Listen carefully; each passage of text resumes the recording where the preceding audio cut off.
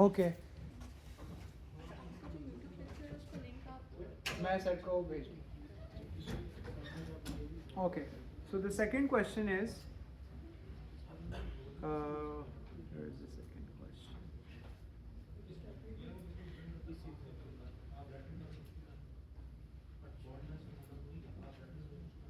Yeah. So modern image generation models जो diffusion models हैं repeatedly corrupt a clean image with Gaussian noise. आप लोगों ने machine learning वाला कोर्स ले लिया? machine learning ओके चलिए आप आगे करेंगे जिसके अंदर आप जान के इमेजेस को ब्लर करेंगे, ठीक है, ताकि आपका मॉडल जो है वो सीखे like to provide it a wide range of data, right. So आप basically you can imagine it कि हैंड रिटन नोट्स, अगर हैंड रिटन डिजिट्स हैं, आप चाहते हैं कि कंप्यूटर रिकग्नाइज करे, ठीक है. तो अब आपको पता है कि ये 2 है, लेट्स से आपके सैंपल के अंदर एक 2 ऐसा प्रेजेंट है, एक 2 किसी ने यूं करके लिखा हुआ है, एक 2 ऐसा लिखा हुआ है, राइट. सो आप बेसिकली करते ये हैं कि ये इमेज लेते हैं और इसको थोड़ा शिफ्ट कर देते हैं. सो बेसिकली इसको आप कर देंगे थोड़ा सा यूं, ठीक है, और उसको बताएंगे कि ये 2 ही है, ठीक है. तो आप जान के ऑगमेंट करते हैं अपने डेटा सेट को ताकि उसके पास large variety of data samples हो जिससे वो लर्न कर सके, ताकि वो एक्यूरेटली 2 को रिकग्नाइज कर सके, ठीक है. तो another way to do that, so ये तो मैंने बताया रोटेशन वगैरह से. अनदर वे इज कि आप ब्लर करते हो इमेजेस को, ठीक है. हाँ, तो बेसिकली वो जो काम आप होता है वो ऐसे होता है कि for a single grey scale pixel we model 1 forward diffusion step as this. So X naught आपका क्या है, ये आपका क्लीन पिक्सल है जो आपने प्रोवाइड किया था इसको, जिसको आप अभी आप कांस्टेंट ले रहे हो. आई थिंक इधर 0 से 1 आना चाहिए था, -1 नहीं होगा, इधर 0 होगा, या. और ये अब आप बेसिकली गॉसियन नॉइज ऐड कर रहे हो जहाँ पे एप्सिलॉन आपका गॉसियन नॉइज है, और ये आपका एक्स ऑफ टी जो है ये अब आपका जो अब आपका ब्लड इमेज हो गया है, ये उसका सिग्नल है आफ्टर 1 डिफ्यूजन स्टेप, ठीक हो गया. और अब आपने इसको मॉडल करना है. तो पहला पार्ट सिंपल है, वो कह रहा है कि अगर एक्स नॉट फिक्स्ड है, ठीक है, और एक्स ऑफ टी एक रैंडम वेरिएबल अगर आप अस्यूम करो, सो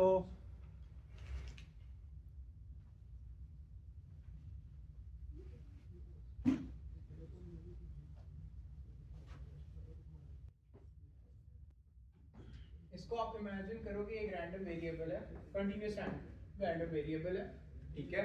तो आपकी इक्वेशन क्या है, x of t is equals to square root of alpha and x naught. So you're treating this as a constant plus square root 1 minus alpha and epsilon.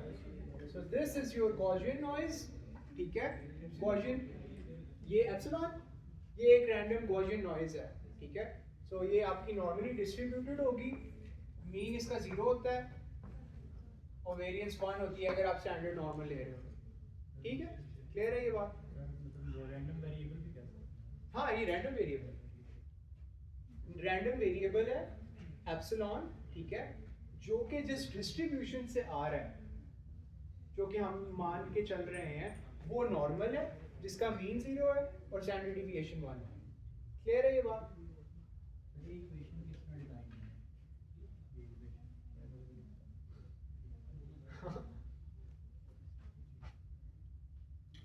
ये basically you can imagine it कि ये चीज़ आपके पास है और आप उसको एक random variable है जो कि आप अभी एक्स उसको कांस्टेंट ट्रीट कर रहे हो, ठीक है, उसको आप किसी पैरामीटर से मल्टीप्लाई कर रहे हो और आप उसमें नॉइज ऐड कर रहे हो, दैट्स इट. जो अल्फा और 1 माइनस अल्फा है, हाँ, ये वो मतलब बाकी डिस्ट्रीब्यूशन का आउटर पार्ट और कुछ 1 माइनस नहीं, ये कांस्टेंट्स हैं, दे आर जस्ट नंबर्स. ये खुद नॉर्मली डिस्ट्रीब्यूटेड है, स्टैंडर्ड नॉर्मल. तो नॉइज है, गॉसियन क्यों है? लेट्स से आपने कोई प्रोसेस है वो डिस्ट्रीब्यूटेड हाइट्स फॉर एग्जांपल है, ठीक है। तो एक बात है कि नॉइज़ यूजुअली सिमेट्रिक होती है। सिमेट्रिक से मुराद ये है कि अगर आप कोई प्रोसेस नहीं एक्चुअली सर मतलब एक मिनट में let me think about it.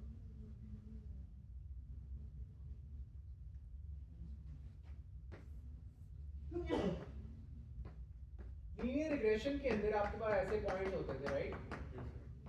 और अब आपने ये लाइन है आपकी, आपने फाइंड करनी है, ठीक है। बेस्ट फिट लाइन आपने फाइंड करनी है जो इन दोनों में से गुजर रही है। सॉरी ये नहीं होगी बट गेट द आइडिया। इसकी बेस्ट फिट लाइन आपने पास ऑन करनी है, ठीक है। तो आप अस्यूम करते थे इसकी कोई, एंड बाय द वे इसको इसी से मिलाना, I am gonna try y is equals to mx plus c plus ये नॉइज जो कि गॉसियन है। गॉसियन क्यों है? क्योंकि इक्वली लाइकली है लाइन के ऊपर कोई पॉइंट आ जाएगा, कोई नीचे पॉइंट आ जाएगा। So that's the main idea. हाँ वो तो मतलब है, क्योंकि रैंडम वेरिएबल बाय डेफिनेशन एक रैंडम वेरिएबल है, राइट? रैंडम, तो हाँ मेक सेंस। जितनी बना सकता हूँ उतनी बनती है, बाकी हाँ आगे चलें। तो for a fixed x naught and alpha, view x of t as a random variable over the noise epsilon and find the mean and variance of x of t. So you have this.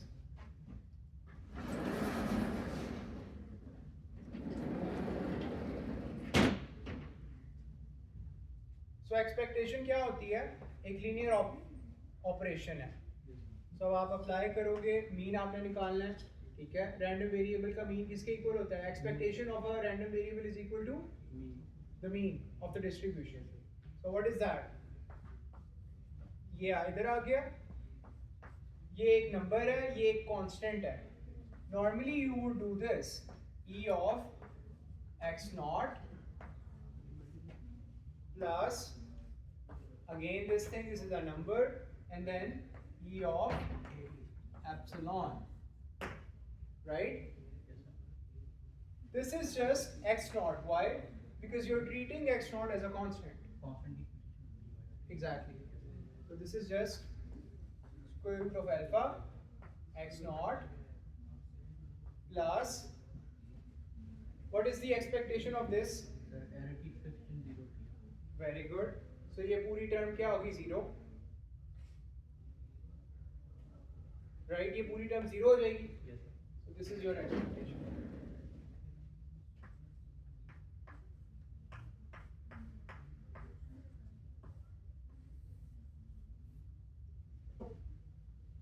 मुझे क्योंकि याद नहीं है तो I'll just verify it.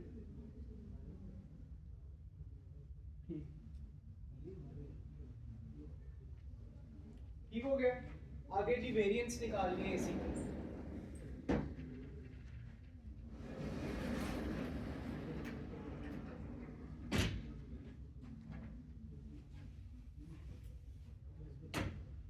Variance क्या होगी? Again सारा काम वही, variance of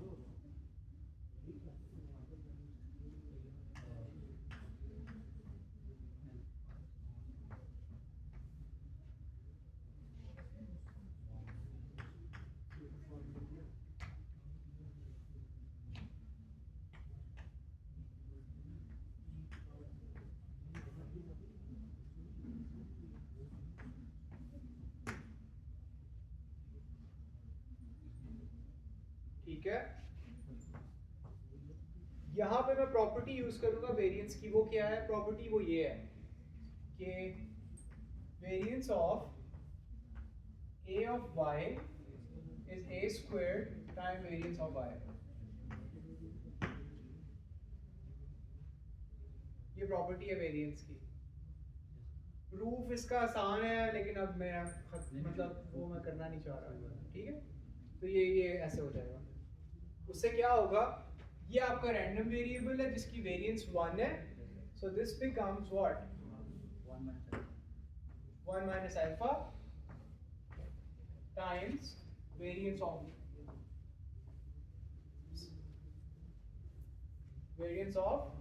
epsilon. This is just 1 minus alpha. Let me verify.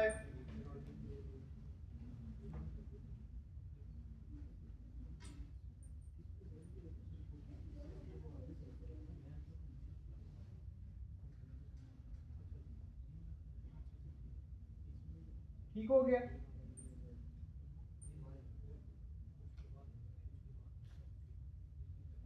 B part पे चलते हैं।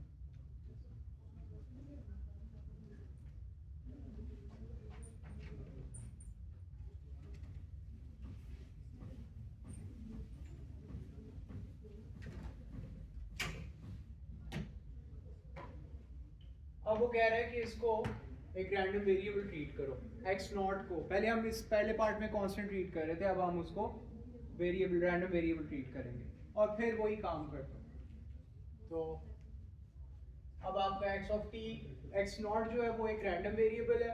अगेन एक्सपेक्टेशन निकालनी है, तो expectation of e of xt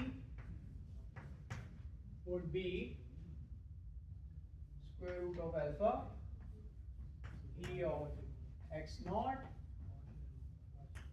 plus 1 minus alpha, expectation of epsilon. This is again standard normal to 0. What is this? Square root of alpha e of x naught, उसने given है mu naught, right? So this is just mu naught.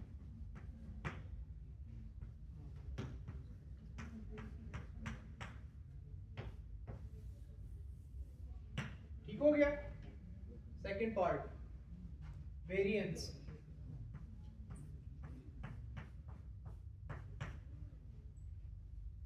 So now your variance is this, variance of square root of alpha x naught, right, plus again the whole thing।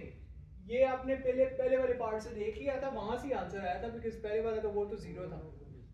किधर गया वो, मैंने raise कर दिया, but यहाँ से आपके पास आ गया 1 minus alpha times the variance of epsilon, which is just 1. Good. So this is just 1 minus alpha. What is this? Again the same property, alpha square. So alpha square, sorry, square root of alpha ka square. So that would just be alpha times the variance of x naught. This is just equal to alpha times variance of x naught। बताई हुई है वो क्या है, sigma naught square, right? So this is sigma naught squared plus 1 minus alpha। मैं check कर लूं।